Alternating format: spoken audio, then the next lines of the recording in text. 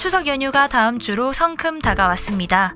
그러나 여전히 코로나19가 확산세에 놓여 있어 많은 이들이 가족을 만나는 대신 거리두기는 지키되 마음을 전하는 안전한 방법을 택하고 있습니다. 오늘 당신이 보는 경제지가 말해주지 않는 진실은 지난 방송에 이어 고향에 가지 못하는 우리 대신 마음을 담은 선물을 전해줄 택배 노동자가 처한 노동환경 현실과 이를 다루지 않는 경제지 보도를 살펴봅니다. 지난 7회 방송에서 민원련은 쿠팡 물류 택배 노동을 두고 다른 물류센터와 비교하면 천국이라고 치켜세우고 쿠팡 노동환경 정도면 최선은 아니더라도 자선은 된다며 열악한 노동환경은 가리거나 반만의 사실을 전하는 경제지 보도를 전해드렸습니다. 이런 보도 문제가 쿠팡에만 국한된 것은 아닙니다. 택배 노동자 과로사 대책위원회 자료에 따르면 지난해부터 올해 6월 3일까지 사망한 택배 노동자는 21분입니다. 사람이 사망하는 데는 여러 원인이 있어 단정할 수는 없습니다. 하지만 1년 반 만에 비슷한 노동을 하던 이들이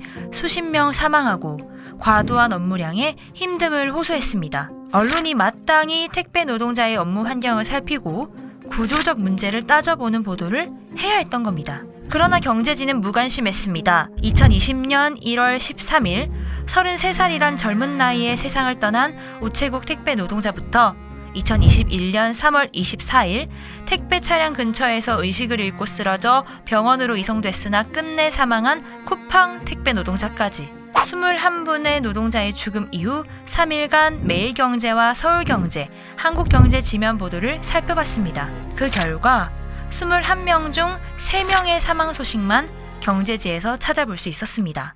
하지만 이마저도 단순 사실을 전달하는 데 그치거나 물류센터 집단 감염 소식을 전하며 추가된 정보값 수준에 불과했습니다.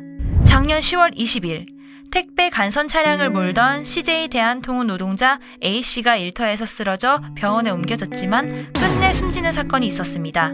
숨지기 직전 30시간 넘는 장시간 노동을 하다 사망한 A씨의 죽음은 경제지에선 CJ 대한통운 대표 대국민 사과에 한 줄 실린 기사 2건이 전부였습니다. 경제지가 택배 노동을 대하는 태도가 여실히 드러나는 사건이 또 하나 있습니다. 지난해 8월 16일 경북 예천 CJ 대한통운 물류센터에서 택배 노동자 B씨가 사망한 채로 발견됐습니다. 택배 노조에 따르면 B씨는 평소 한 달에 1만 개를 배달했고 매일 밤 10시, 11시까지 일하는 경우가 많았습니다.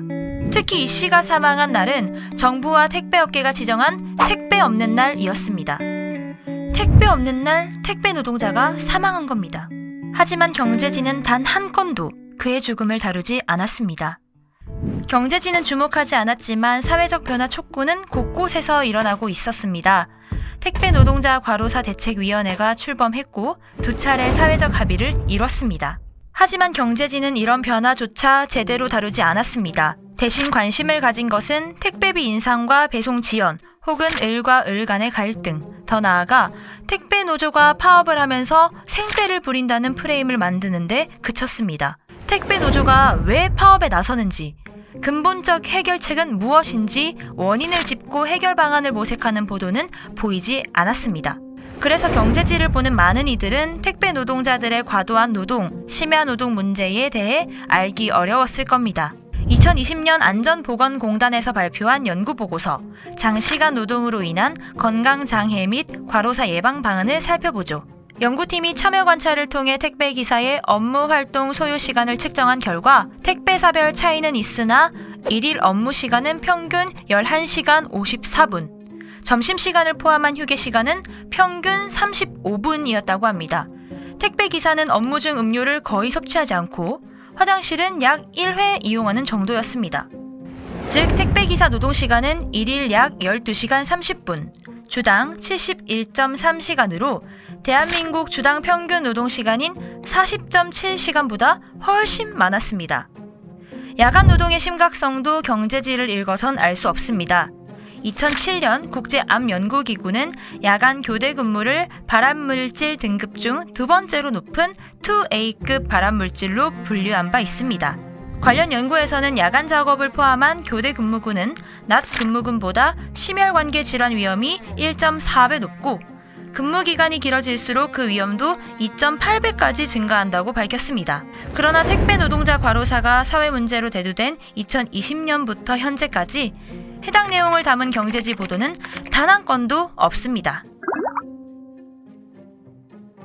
그래서 사회적 합의는 특수고용 노동자의 이제 택배 노동자, 택배 기사분들의 노동 시간을 좀 완화시킬 수 있는 방안이 분명히 들어갔음에도 불구하고 저희가 봤을 때는 대상이 되는 노동자들의 사각지대가 분명히 존재를 하고 무엇보다 이제 택배 노동의 과로사를 좀 야기하게 되고 지금 현재 과로사도 많이 연인으로 지목되는 야간 노동에 대한 규제까지는 충분하게 들어가지 못했다라고 판단을 하고 있는데요. 2차 합의 때. 노동 시간이 워낙 이제 심하다 보니까 밤 늦게까지 일하다가 이제 돌아가시는 분들이 많은데 2급 발암물질로 야간 노동이 규정이 되긴 합니다. 근데 한국 같은 경우는 이제 유럽이나 이런 선진국들이랑 다르게 야간 노동에 대한 규제가 거의 없다시피 해요. 규제를 한다는 게 밤 10시 이후에 이제 그런 야근에 대한 통상임금의 50% 정도 가산해서 가산임금을 주는 정도밖에 없는데 사실 야간 노동을 하시는 분들 입장에서는 오히려 좀 더 그 열악한 노동 환경을 조금이라도 임금을 더 받기 위해서라도 야간 노동을 오히려 더 많이 할 수도 있는 거잖아요. 가산임금을 받으니까. 그래서 그 가산임금이라고 하는 게 야간 노동에 대해서 오히려 근절하는 게 아니라 야간 노동을 촉진하는 그런 부작용도 있다. 그럼에도 희망은 있습니다. 시민들이 변하고 있기 때문입니다. 국민권익위원회는 택배 노동자 과로사 사건이 연이어 발생하자 시민들에게 질문을 던졌습니다. 택배 노동자의 과도한 근로 시간을 줄여야 하는가? 이 질문엔 95.6%가 동의했고 이런 변화로 배송 일정이 늦어질 수도 있는데 괜찮은가? 란 질문에는 87.2%가 동의했습니다. 택배비 일부 인상이 이뤄져도 인상액이 택배 종사자 처우 개선에 사용된다면 동의한다는 답변도 73.9%였습니다. 시민의식이 진보한 만큼 사회 의제를 환기하고 여론을 형성하는 역할을 수행하는 언론 또한 변화의 물결에 동참해야 할 것입니다. 그때 노동자가 일하다 죽지 않는 사회로 보다 빠르게 나아갈 수 있을 테니까요. 재채기에서 활동하다 보면은 너무 안타까운 상황들이 되게 많잖아요. 쿠팡 물류센터에서 일하다가 돌아가신 장덕준 님도 하루에 5만 보를 걸었다는 게 전 이해가, 보통 하루에 10,000보 걸었다고 해도 정말 많은 걸음을 걸었다고 하잖아요. 정말 200kg 가까운 이제 무게를 들고 짊어지고서 이 5만 보 정도를 심지어는 야간 노동을 그렇게 했다는 거는 누구에게 10,000보는 일종의 건강의 길, 생명의 길이라고 하지만은 그런 택배 관련 노동자들에게 5만 보는 죽음을 향하는 길이다 이렇게 생각이 들어요. 결국은 이거를 끊고 멈추고 이 멈추기 위한 노력은 결국 노동자들만이 아니라 사회가 나서야 되는 거라고 생각이 들고 특히 곧 추석이고 추석에 이제 명절 선물이 정말 많이 쏟아지잖아요. 저도 이제 어머니한테 선물을 보내야 되는데 제가 어머니한테 보낸 선물이 택배 노동자들의 생명이나 건강을 갉아먹으면서까지 배송되는 거 전혀 원치 않고 누구나 그럴 거라고 생각이 듭니다.